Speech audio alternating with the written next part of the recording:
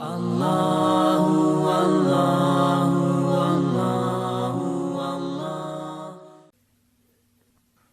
الاعراف کا آغاز ہے اور یہ 8ویں پارے کا 8واں رکوع ہے۔ سورہ اعراف مکی سورت ہے۔ ہجرت سے پہلے اس کا نزول ہوا۔ قرآن پاک کی ترتیب کے اعتبار سے اس کا نمبر 7 ہے اور قرآن پاک کے نازل ہونے کے اعتبار سے اس کا نمبر 39 ہے۔ اس میں 206 آیات ہیں اور 24 رکوع ہیں۔ 3325 کلمات ہیں اور 14010 حروف ہیں۔ ایک روایت میں یہ ہے کہ یہ سورت یوں تو پوری مکی ہے، مگر 5 آیتیں اس کی مدنی ہیں، جن میں سے پہلی آیت وَاسْأَلْهُمْ عَنِ الْقَرْيَةِ الَّتِي ہے۔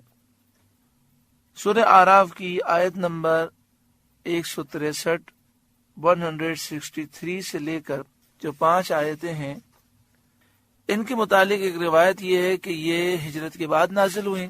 باقی پوری سورہ اعراف ہجرت سے پہلے نازل ہوئی اور یہ مکی ہے۔ اعراف جنت اور جہنم کے درمیان ایک مقام ہے۔ یہاں پر کچھ لوگ ہوں گے جن کا ذکر اس سورہ مبارکہ میں ہے، اسی مناسبت سے اس کا نام سورہ اعراف ہے۔ بسم اللہ الرحمن الرحیم، اللہ کے نام سے شروع جو بہت مہربان رحم والا۔ الف لام میم صاد، الف لام میم صاد، یہ تمام حروف الگ الگ ہیں، حروف مقطعات ہیں جن میں معنی ہیں اور ان کے معنی اللہ تعالی جانتا ہے اور اللہ کی عطا سے اس کے محبوب جانتے ہیں۔ یہ اللہ اور اس کے رسول صلی اللہ علیہ وآلہ وسلم کے درمیان راز ہے۔ کتاب انزل الیک، اے محبوب ایک کتاب آپ کی طرف اتاری گئی۔ فلا یکن فی صدرک حرج منہ، تو آپ کا جی اس سے نہ رکے،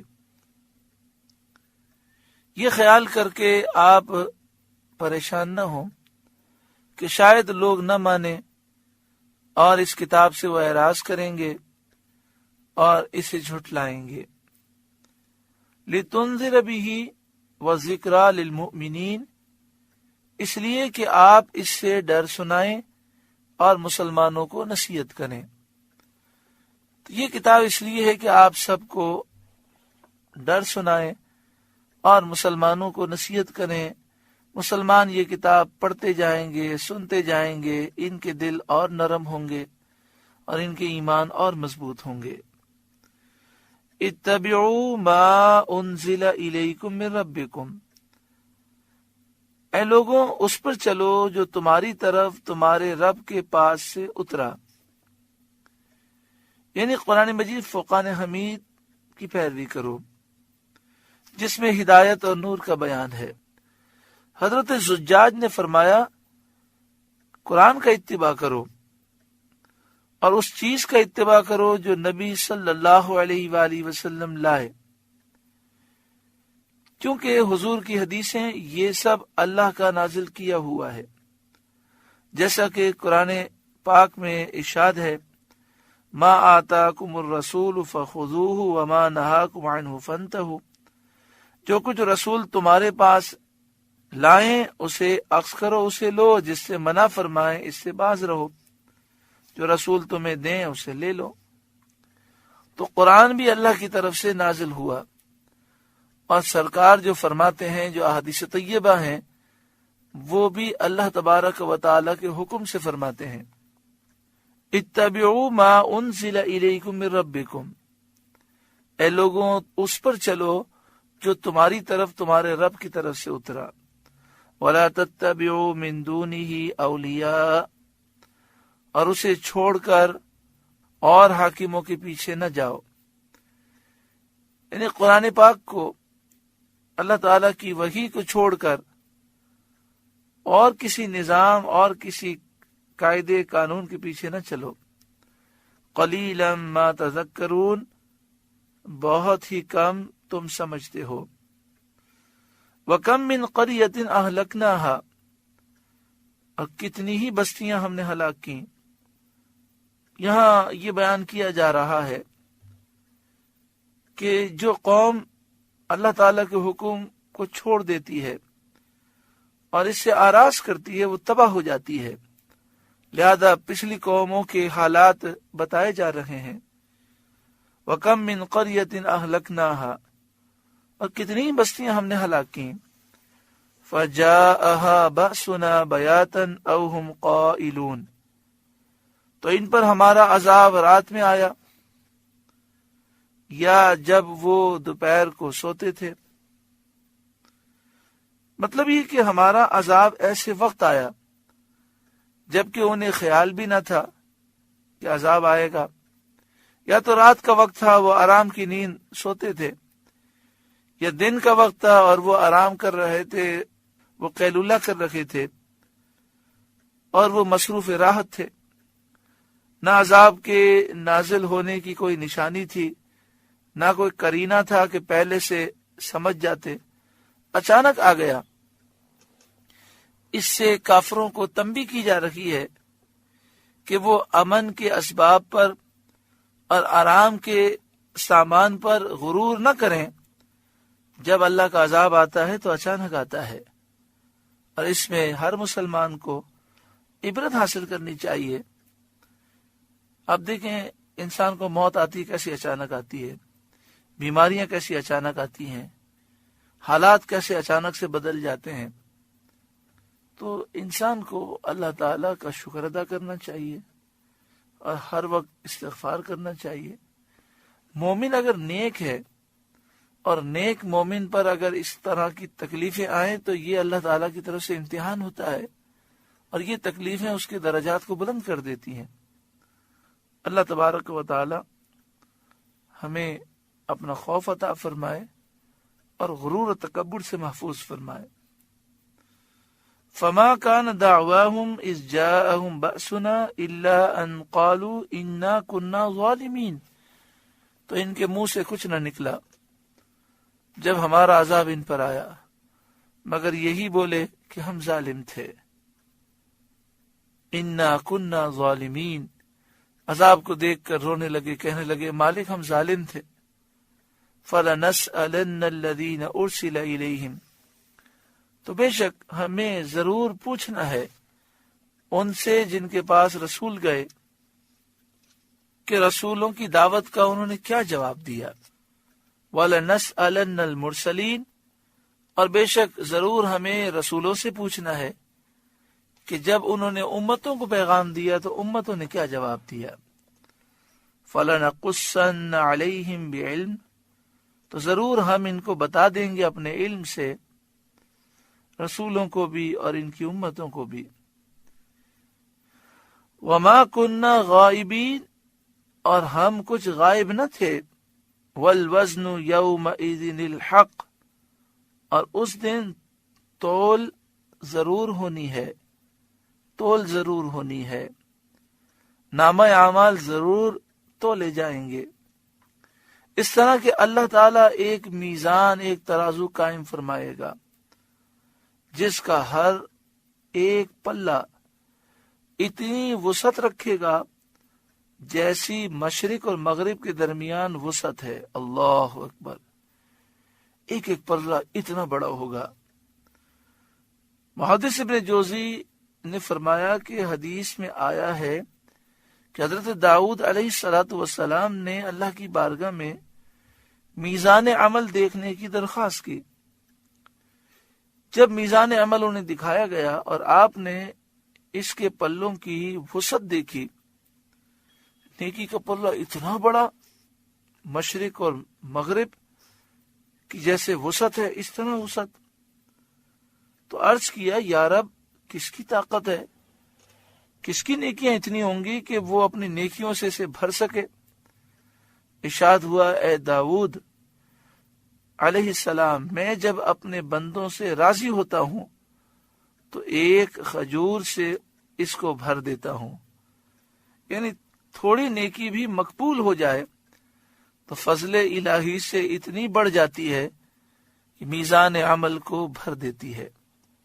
اس سے معلوم ہوا کہ نیکی تو کرنی چاہیے، ساتھ میں یہ بھی فکر کرنی چاہیے کہ وہ نیکی مقبول ہو جائے. ریاکاری دکھلاوے سے بچنا چاہیے اور اللہ تعالیٰ سے دعا مانگنی چاہیے کہ اللہ تعالیٰ نیکی کو قبول فرمائے. فمن ثقلت موازینہ فاولئک هم المفلحون، تو جن کے پلے بھاری ہوئے وہی مراد کو پہنچے، جن کی نیکیاں زیادہ ہوئیں وہی مراد کو پہنچے. کبھی کبھی بظاہر چھوٹی سی نیکی ہوتی ہے لیکن وہ نیکی جنت میں لے جاتی ہے. حضرت معروف کرخی کا واقعہ ہے کہ آپ روزے سے تھے، نفلی روزہ تھا.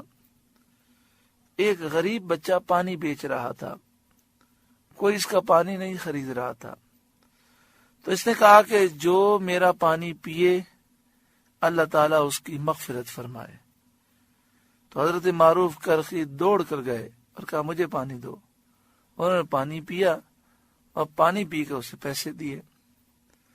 آپ کے انتقال کے بعد کسی نے خواب میں دیکھا تو آپ نے فرمایا کہ میری اللہ تعالیٰ نے بخشش فرما دی، اور بخشش کی وجہ یہ بنی کہ میں نفلی روزے سے تھا. ایک چھوٹے بچے نے یہ آواز لگائی کہ جو میرا پانی پیے اللہ اس کی مغفرت فرمائے. تو میں نے سوچا کہ نفلی روزے کی میں بعد میں قضا کر لوں گا، میں جلدی سے پانی پی لوں تاکہ میری بخشش ہو جائے. کس قدر عاجزی انکساری تھی. تو آپ کہتے ہیں میں نے اس کا پانی پیا اور اسے پیسے دیے، اس کا دل خوش ہو گیا، اللہ تعالیٰ نے مجھے بخش دیا. ومن خفت موازینہ، اور جن کے پلے ہلکے ہوئے اور ان میں کوئی نیکی نہ ہوئی. یہ کفار کا حال ہوگا جو ایمان سے محروم ہیں اور اس وجہ سے ان کا کوئی عمل مقبول نہیں. فَأُولَئِكَ الَّذِينَ خَسِرُوا أَنفُسَهُمْ بِمَا كَانُوا بِآيَاتِنَا يَظْلِمُونَ، تو وہی ہیں جنہوں نے اپنی جان نقصان میں ڈالی ان زیادتیوں کا بدلہ جو ہماری آیتوں پر کرتے تھے، کہ ہماری آیتوں کو چھوڑتے تھے، جھٹلاتے تھے اور اطاعت سے منہ موڑتے تھے. اس کا بدلہ یہ ہے کہ وہ جہنمی ہیں. وَلَقَدْ مَكَّنَّاكُمْ فِي الْأَرْضِ، اور بے شک ہم نے تمہیں زمین میں جماؤ دیا، طاقت دی. وَجَعَلْنَا لَكُمْ فِيهَا مَعَائِشَ، اور تمہارے لیے اس میں زندگی کے اسباب بنائے اور اپنے فضل سے تمہیں راحتیں دیں، باوجود اس کے تم قلیلا ما تشکرون، بہت ہی کم شکر کرتے ہو. اللہ تعالی نے تمہیں زندگی کا اسباب دیے، سواریاں عطا فرمائی، مکانات عطا فرمائے، بال بچے دیے، رشتہ دار دیے، زمین میں طاقتیں دیں، عہدہ منصب عزتیں عطا فرمائی، کتنی نعمتیں دیں، لیکن تم بہت کم شکر کرتے ہو. صدر افاضل مولانا نعیم الدین مراد آبادی علیہ رحمہ لکھتے ہیں شکر کی حقیقت نعمت کا تصور اور اس کا اظہار ہے. یعنی شکر کس کو کہتے ہیں؟ آدمی نعمت کو نعمت سمجھے اور اس کا اظہار کرے، یعنی وہ خوش ہو دل سے کہ میرے رب نے تو مجھے بہت دیا، اللہ کا شکر ہے. اور ناشکری کسے کہتے ہیں؟ تو آپ فرماتے ہیں نعمت کو بھول جانا اور اس کو چھپانا. نعمت کو بھول جانا اور اسے چھپانا یہ ناشکری ہے. اللہ تبارک و تعالی ہر ایک کو ناشکری سے محفوظ فرمائے. عجیب سوچ ہے، کروڑوں پتی آدمی ہوتے ہیں، لکھ پتی ہوتے ہیں، ہزاروں روپے کما رہے ہوتے ہیں، اچھے سے اچھا کھا رہے ہوتے ہیں. آپ ان سے پوچھے ماشاءاللہ کاروبار کیسا چل رہا ہے؟ ہاں یار دال روٹی چل رہی ہے، بس گزارا ہو رہا ہے. ارے آپ اللہ تعالیٰ اتنا دے رہا ہے اور آپ اس انداز سے ذکر کر رہے ہیں. ہم نے تو ایسے ایسے لوگوں کو دیکھا کپڑے پھٹے ہوئے ہیں، سارا سارا دن مزدوری کر رہے ہیں، ان سے پوچھے کیا حال ہے، بڑے خوش ہو کر کہتے ہیں الحمدللہ، بڑا کرم ہے، رب نے بڑا نوازا ہوا ہے، بڑی رب کی مہربانیاں ہیں، اور یہاں اللہ تعالیٰ نے آپ کو اتنا دیا ہے اور آپ کہتے ہیں بس ٹھیک ہے، گزارا چل رہا ہے، دال روٹی چل رہی ہے۔ پھر کہتے ہیں ہم تو ہر حال میں اللہ کا شکر کرتے ہیں۔ ذرا ان سے کوئی پوچھے کہ آپ نے ہفتے میں دال روٹی کتنی دفعہ کھائی ہے؟ اتنی انواع و اقسام کی نعمتیں کھا رہے ہیں، لیکن انداز کیسا ہے؟ قلیلا ما تشکرون، بہت ہی کم تم شکر کرتے ہو، اور شکر نہ کرنے کی وجہ سے نعمتوں سے محروم ہو جاتے ہیں۔ لئن شکرتم لازیدنکم، اگر تم شکر کرو گے تو میں ضرور بضرور تمہاری نعمتوں میں اضافہ کروں گا، اللہ تعالیٰ فرماتا ہے۔ اللہ تعالیٰ عمل کی توفیق عطا فرمائے۔